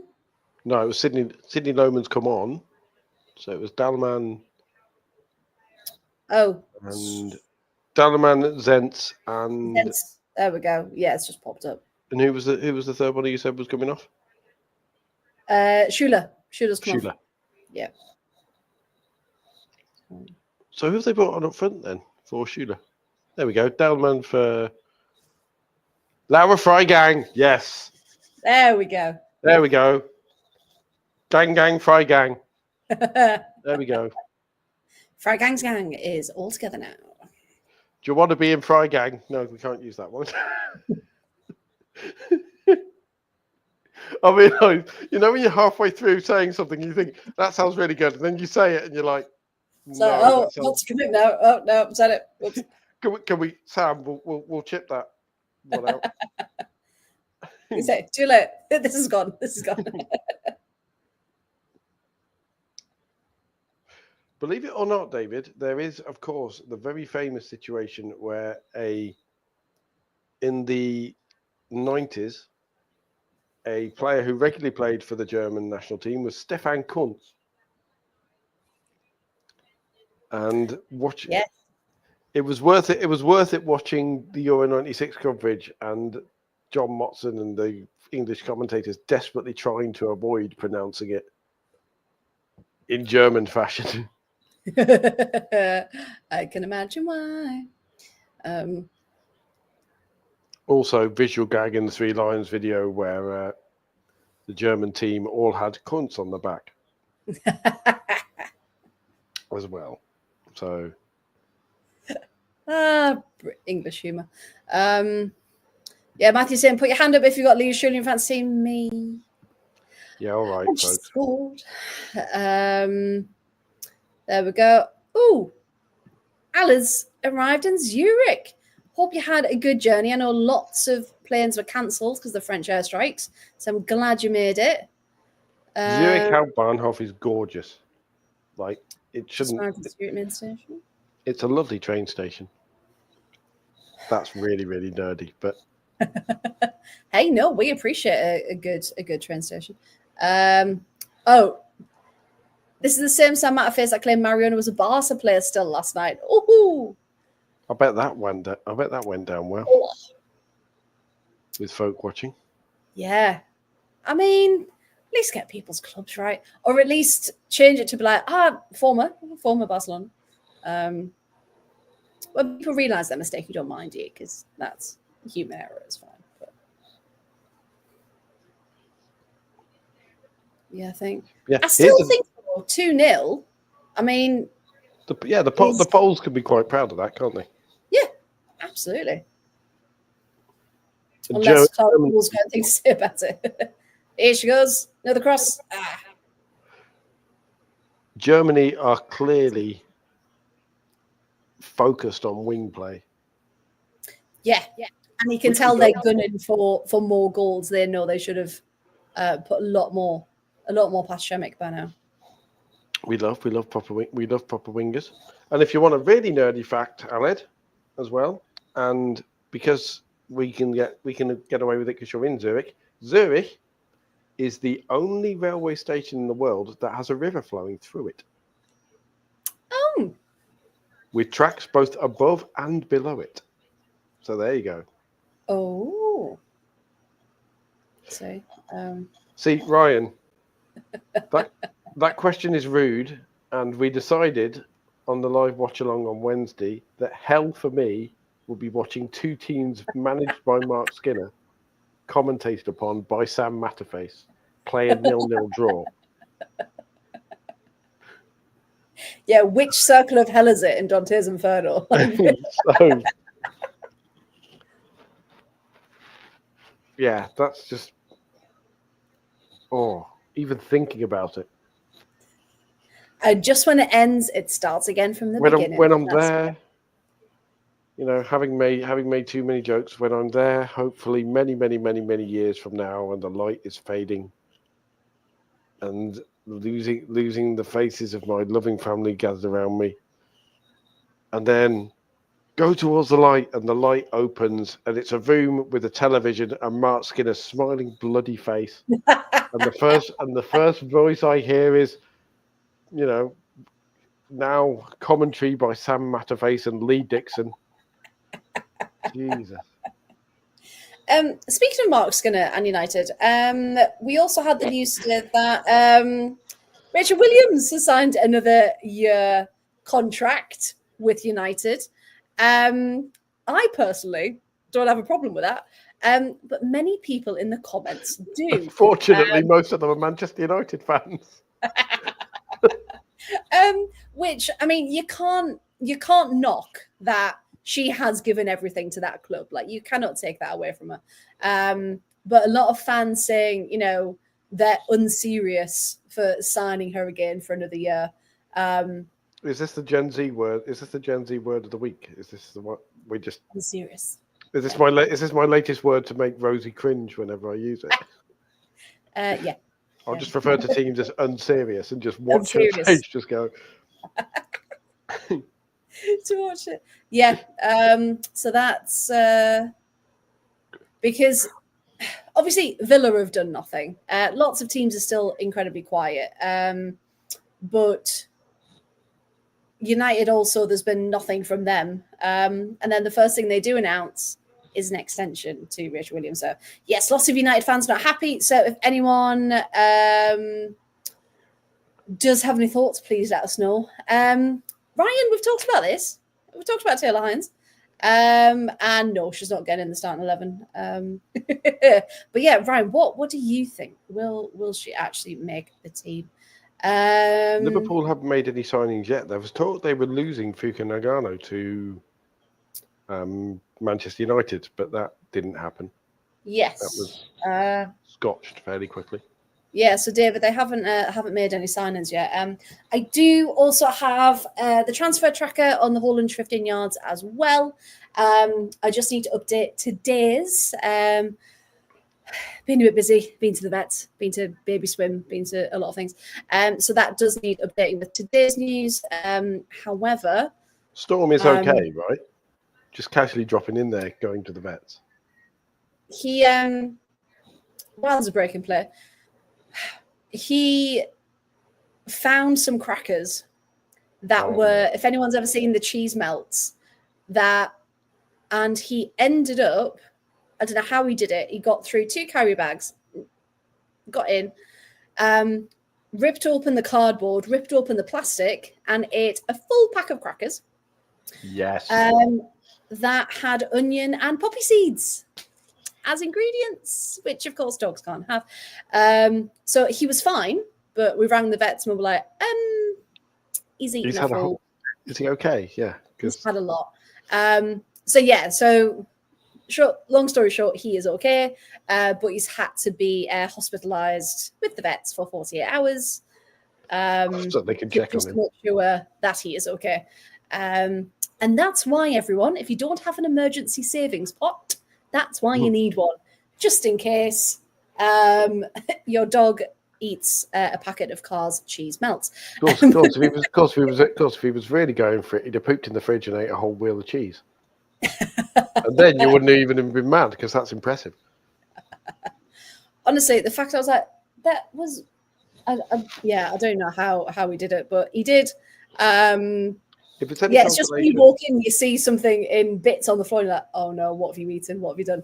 We're only gone for about 2 hours, but he must have been hungry. So, if it's any consolation, my brother's partner's dog, so technically my brother's dog, who is a massive black Labrador called Duke, because apparently we like black animals here in my family, with obviously Nancy as well, who is being pleasingly quiet tonight as well. What are you planning? Yeah. Planning to he ate a nappy. Oh, he ate my niece's nappy. Filled nappy. Things. It was a filled nappy as well. So yeah. No. So there was mild panic. Alan, are you going to be watching our potential live watch along while in the Let's Go On Stadium? Because that'd be amazing. Yeah, Alan, if you want to do like a live stream and join us, and we can just stream it from the stadium, that'd be great. David, that's cool, but very funny. Yeah, some red wine to go with the crackers. Yeah. But no, he had no symptoms. He was absolutely fine. And the vet was like, there's a 98% chance he'll be fine. We could send you home to look for more symptoms. But obviously, if things did progress, you'd have to take him back in and do the whole process. So we were like, oh, we'll just leave him, be on the safe side, where he's watched. And we've got some updates today. So he's just happy watching the ball go by. He's absolutely fine. He's really bright in himself. So yes, he is all good. Oh, Eva Payor finally given a chance, and that's a yes. save.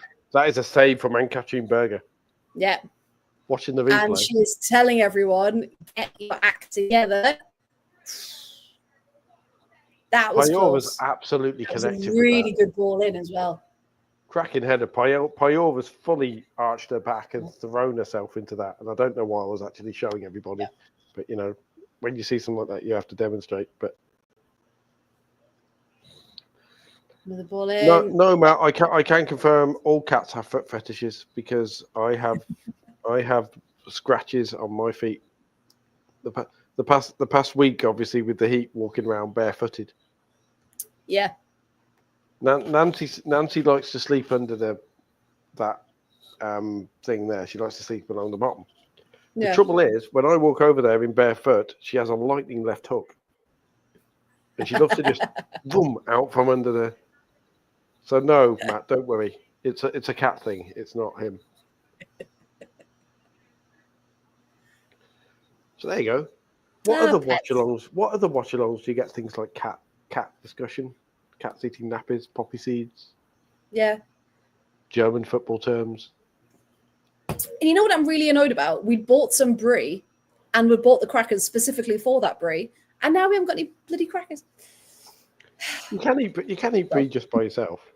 You can, but it's really nice on those crackers. They're really nice.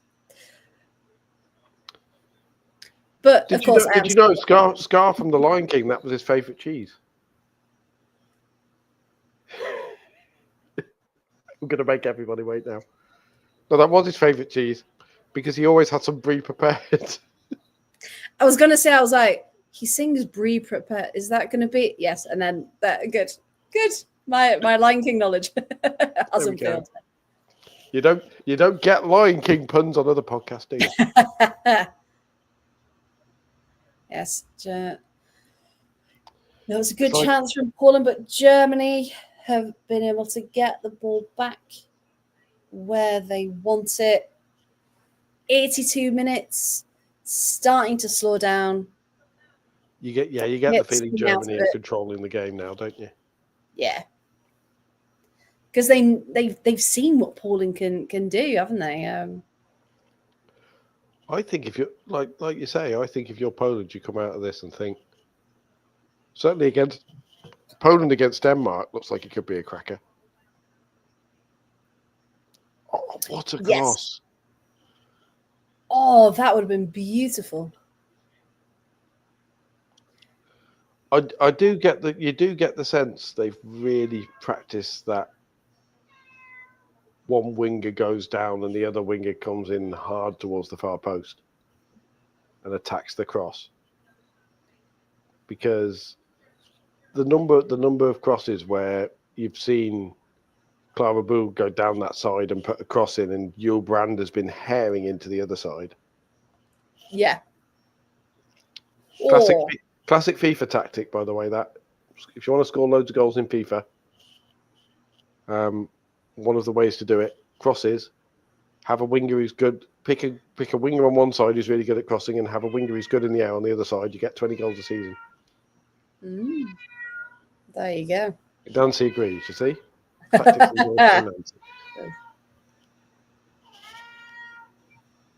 And now Clara Boule is here we go. The stage. And what a fantastic game she has had. And it is Selena Churchy coming on, as Bella said earlier on. Yes, Churchy is there. What do we think then? Do we think Boule player of the match? I would be interested if anyone could make a case better for anybody else. Yes, people in the chat, who do you think should be our player of the match? I'm leaning towards Clara Bull for everything she's been involved with this evening. But yes, let us know. Do you agree, or do you think anyone else should be up for that accolade? I'm annoyed I didn't pick Leia Shula in my fantasy team because I outthought myself, but I did have Clara Bull in, so we get some decent and on that. just so people know, tomorrow, Renee Sleggers and Ellen White and Katie Sherwood are going to be on Wales versus Netherlands tomorrow in the studio. So there we go. Higlas in there. Jules Brand. Yep. Yeah, a great chat for Brand as well. I now need to check. I'm now going to check my fantasy team because if I had Bull and Brand, I'm going to be well chuffed. Live fantasy reaction. Here we go. Yes, I'll get mine up as well. Just to double check. Oh, a Captain Schuler as well. Oh, okay, that's annoying. Also annoying. I had Brand. I've got Schuler and Brand. I had Clara Bull, who unfortunately hasn't been given an assist, so she only has 3 points. And I also had Julia Grin. So that's a transfer, I think. Oh, hey, I didn't do too badly, so far. I'm on 63 points, which I'll take. Oh, 57. 57, not bad. Decent. Not bad at all. And then I've got some transfers to make before tomorrow. So there we go. Yeah, because I tried to make some subs, and it was like, if you sub, then you lose all the points that they've... Could I just say, it's amazing, by the way. When I checked yesterday, we had like 5 people in our Team Chaos League. We now have 16. Oh, incredible. There we go. Which is awesome. And I really hope for Chloe's sake that England versus France is a high-scoring game because it's down the bottom, but like half her team is England, France, or the Netherlands. So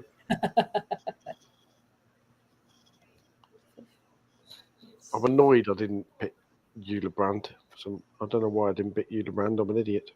There you go. That's the only clip that, Sam. That's the only time you'll ever have me admit I'm an idiot. Just clip that. I'm an idiot. We'll just have that ready to go. Yeah, 13 points Jules Brand got tonight. That's really annoying. Yes, Nancy, it is really annoying. Don't you start on me as well. I know you'd have picked Brand. Honestly. Just. I bet you'd have put Leia Schuler up front as well. Yeah.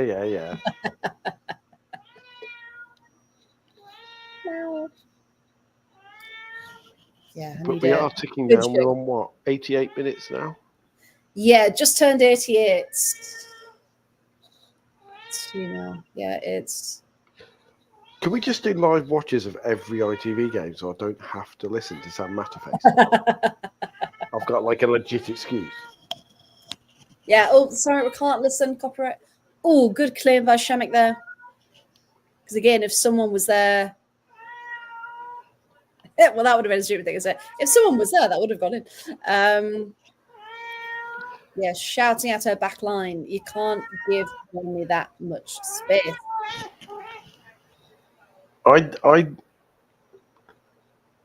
Based on this evidence, I don't think Poland will qualify, but I think they'll certainly not disgrace themselves. Yeah, absolutely. Because you look at this group, and in fact, we'll get them up. So we've got them. So in this group, then Group C, we've got Germany, Poland, Denmark, Sweden, and out of them, Germany should have been their toughest game. So really, Denmark don't look very good. No. With respect to them. But no, Frederica Thorgerson, their right winger, looks very... You know how, like... I don't know whether it's because the rest of the team were a bit... But Frederica Thorgerson...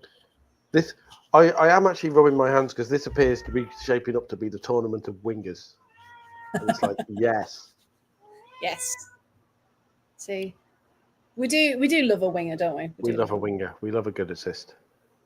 We do. We love a proper rampant winger because there's not enough of them. No, need more. And this is why Clara Bull needs to come play in the WSL. So we need to. So we And get to see seamlessly to talk about tomorrow, and we are very lucky in England that we do have arguably the best winger in the world to look forward to tomorrow in Lauren Hemp. Yes. As soon as she starts. Yes, 100%. See, Churchy cross in there, but it's deflected. Whoop! Just can't make it through. See, this is where Poland have got some really good little moves about them, and that they can take it off the feet of the German players and make something of it. It's just keeping that pace, isn't it? But I think they've definitely been a lot harder and more frustrating than Germany anticipated. You tell that in the first half. Poland will come out of this happier than Germany. Yeah. Because Germany will view this as job done, but we may have lost a massively key player for the tournament. You did win. There she is. Vosh got. Oh no, sorry, not Vosh. Slavinska, that was. Yes. What? That is an amazing sleeve, by the way. Yeah, that's incredible. We look. That's another thing. The women's game, the tattoos are better. In the men's game. There's a lot more like half sleeves and things like that. Mm. No, I did mean Lauren Hemp, Brian. Lauren Hemp is the best winger England have. And I will debate this. Claudia Stravinska is for.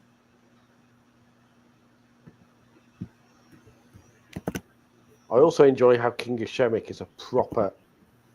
She's not one of these playing out from the back goalers. No. She gets it in her hands. It's like right, set off. It's gone.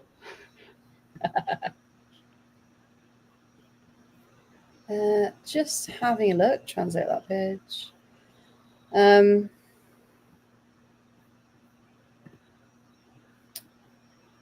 Yeah, Slavinska still playing in Poland. So there you go. That is interesting from Brenham as well. That Bin's injury might still be playing on the players' minds a bit. Because I've been a bit neglectful because normally I'll read a bit of German media in build-up, so I know a bit more about them because Germany are basically my second team with languages and stuff. Which I know English and all that stuff. Yeah. But being a Germanophile, and I've been a bit neglectful from reading stuff in the build-up. But if Vin was so proud to be the captain and now she's been injured, then that will explain a lot about her reaction as well. Yeah, to finally come into a tournament, be captain, and really step up and take that role, to have it very, very cruelly taken away from you. I am glad as an Englishman that Lena Magull isn't playing this tournament because she gave me absolute fits watching her in the Euros final. Yeah. I still occasionally wake up sweating at seeing her wheeling away at the same end we were sat at, down towards that forest of German flags in the corner. Sitting there going, oh Christ, it's happening again. In my head, just for a second. What a player she is. She is internationally retired now, I think, Lena Magull. And there we go. Yes. Germany start with a win. Full time. Germany 2, Poland 0. Honestly, I really enjoyed that. Poland, what a cracking game for them. I think Poland are going to take a win in this tournament. Yeah, I really hope so. Schläger music returns to haunt us again. Oh, no. Apparently the German World Cup song is a Schläger star. I've got to look for that now. Yeah. Exactly. Germany did win, despite losing one of their key players in Julia Gwyn. I do wonder if Sweden will be looking at that, going, we could take top of the group here. Sweden versus Germany is going to be a very interesting one. Depending on when that is, I fancy a live watch for that one. I can tell you. Bear with. That's going to be the conclusion to Group A, isn't it? Group A, Group C. What am I talking about? So we'll find out. It's next Saturday. Sweden Germany is Saturday the 12th. Saturday as well at 8:00. So yeah, we can watch that. Yeah, as well. I might be tempted. I will hopefully be back. I have a stag do next. My cousin's stag do next Sunday, so I'll hopefully be around for the Wales and England on the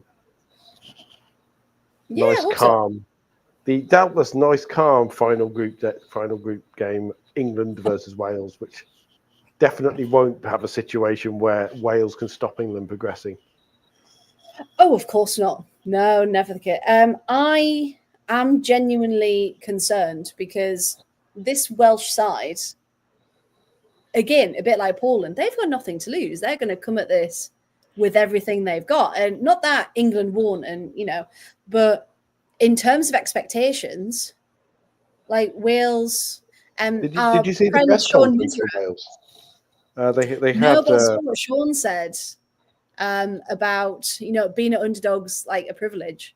Yeah, because no expectation on you. Yeah, I think they had Rhiannon Roberts there as well, just saying people are going to underestimate Wales. Let them. Yeah, we love that. Keep going. Let them at their peril. Yeah, absolutely.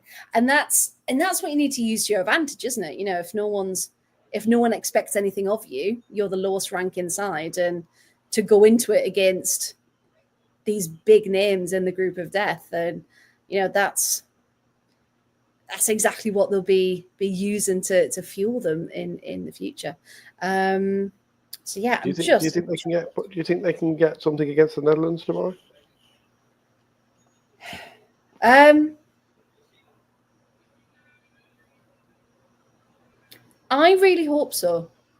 I really do. I don't, because the Netherlands are a bit of a strange one at the minute, aren't they? I think the Netherlands are too unpredictable. They can do a job, of course they can. But yeah, I think they've got a good a chance as any. Nightmare scenario for me is 2 draws. Yeah. In the opening games tomorrow. Because then we're no further forward. Because then we'll be in the situation where England are up against the Netherlands and are arguably, England's biggest rivals to progress, France, will have what will be considered one to win. I think this group, Group C is going to be one where it's going to go to the final day. Because I think Groups B, C, and D are all going to go to the final day. I think Group A, there's not going to be much in it. Yeah, I think it's going to be tight. Yeah, from what we've seen so far, there's nothing much in it, is there? Between the teams in the group. From what we've seen so far, I think Spain will be given possibly a slightly false sense of security, having played Portugal and beaten them easily, when it was very obvious that the far more competitive game in that yesterday was the Italy game, Italy and Belgium. Yeah. And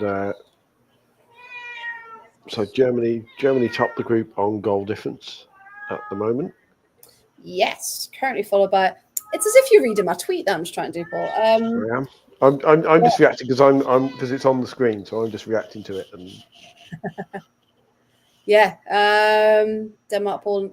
But again, you're looking at those numbers. Yes, of course, it's only been match day 1, but again, there's nothing much in it, which is good.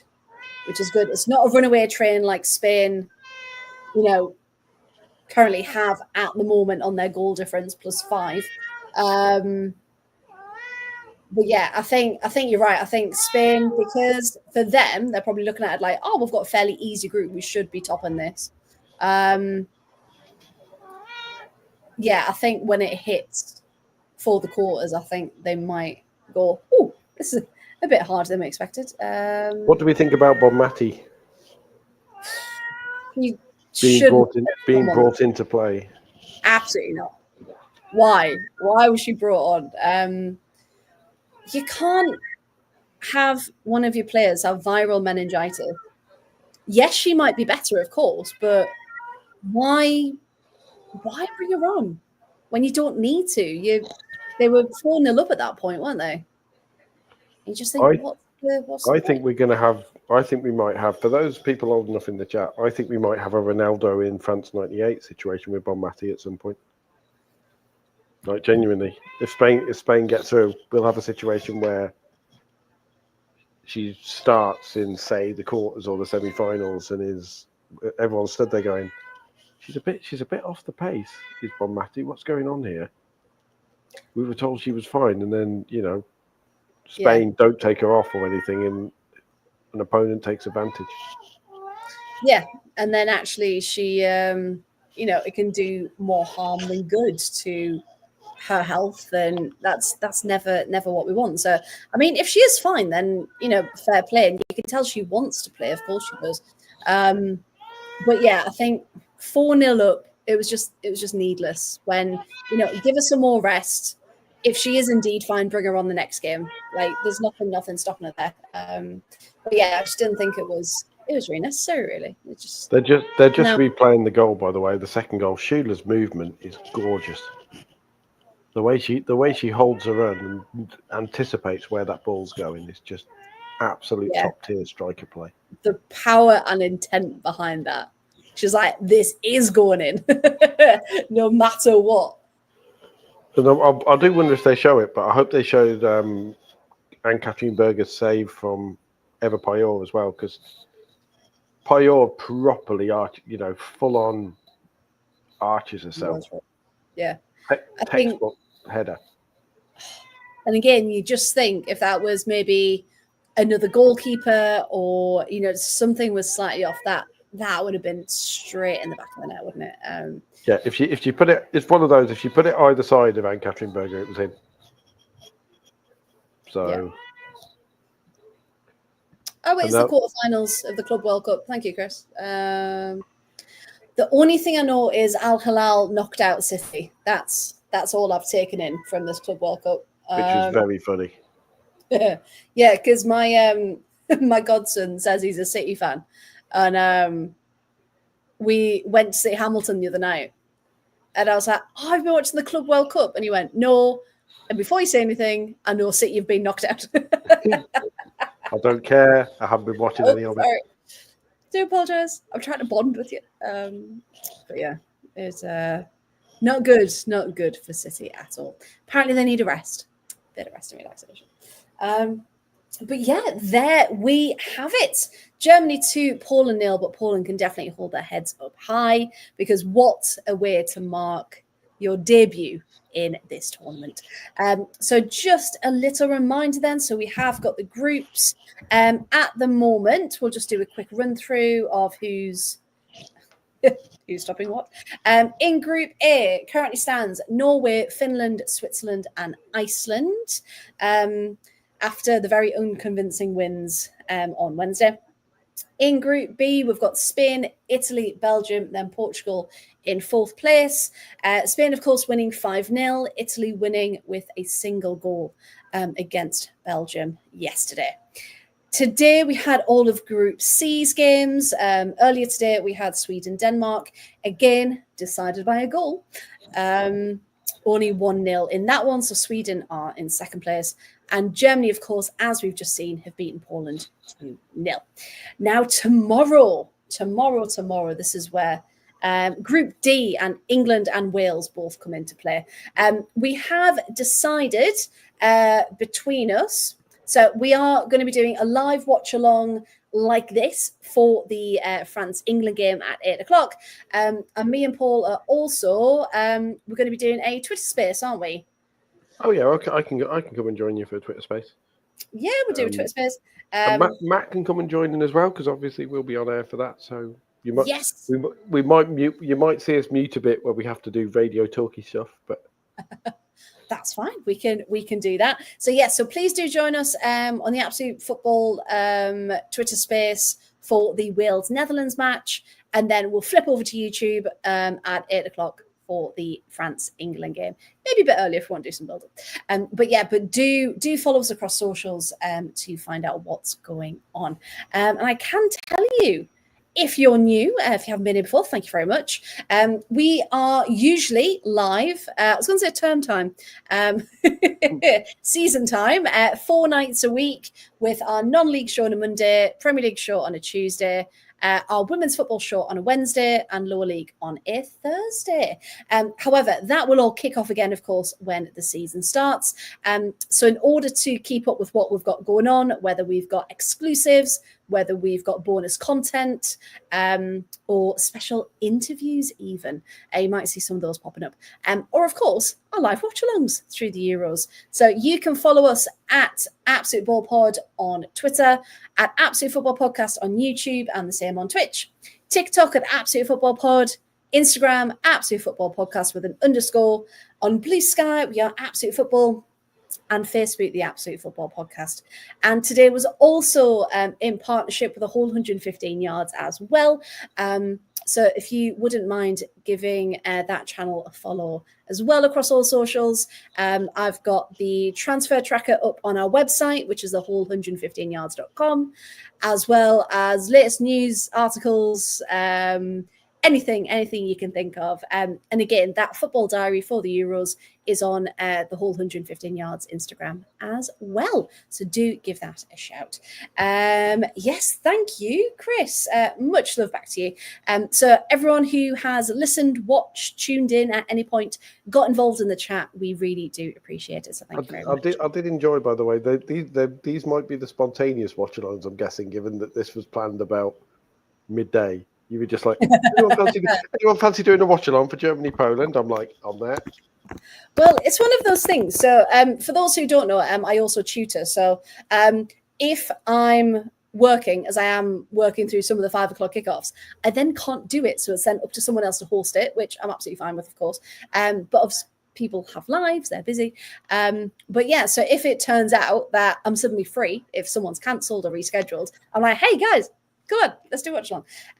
I would happily stream all of them if we could. So as would I. Yeah.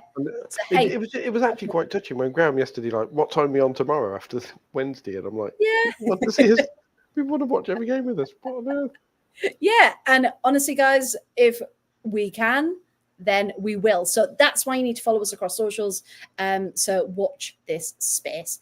And we will be doing a lot of the Euro streaming in partnership with the whole 115 yards as well, which is my personal kind of football channel that I founded a couple of years ago now on podcasts. So that's why we've come together. And in season, yes. It talks about Aston Villa specifically as well. So yes, yeah. Started as Aston Villa women, and now it's spread into everything. Particularly Serie A and Aston Villa. So quite niche in the sense of most of the main football podcasts talk about the big teams. However, in line with the Absolute Football Podcast, we want to talk about as many teams and leagues as possible. So again, that's why we've come together in partnership, because we share the same goals. So there we go. So yes, we will leave it there. But thank you so much to everyone who has tuned in this evening. And we will be back tomorrow. Okay, we will be back tomorrow. So do come and join us. And yes, of course, Chris, and local women's football leagues. Because we keep an eye on spending more women, of course. We do indeed, just for Chris keeps us up to date with anyone. And the Little Rock Rangers in the US, who are having a very good season. And our Little Rock Rangers, yes. Yes, absolutely. Because we care, don't we? We care about all these teams, all these leagues that ultimately, nurture our future players. So there we go. So any club, any league, we will shine the spotlight if we possibly can. But yes, we will leave it there. So good evening, everyone. Paul, yes, where can people find you? You can find me at Paul W Radio, and for these Euros, if I'm not on here, there is a good chance I am live tweeting again in one of my other things that I help out on, Since 71 blog, which is very nice. And also, like Chris says, Stu writes a lot about the lower leagues. They regularly do FAWNL team of the season for all of the levels, if you like. So for the Premier League, Division 1, Division 2, whatever. And they're really good fun, and they're on Since 71 blog. So if you're curious, go and check them out. But for the Euros at least, you can probably see me ranting about Sam Metaface on Twitter on there if I'm not on here. They're genuinely unsettling picture of Serena Wiegmann for a second. Just popped up on the screen. So we'll go before anything else happens. But yes, I'm at T Writes across all socials, or as I said, at the whole 115 yards for more football as well, if I'm not on here. So yes, thank you everyone. Good evening and good night, and we'll see you tomorrow for the England game. Bye.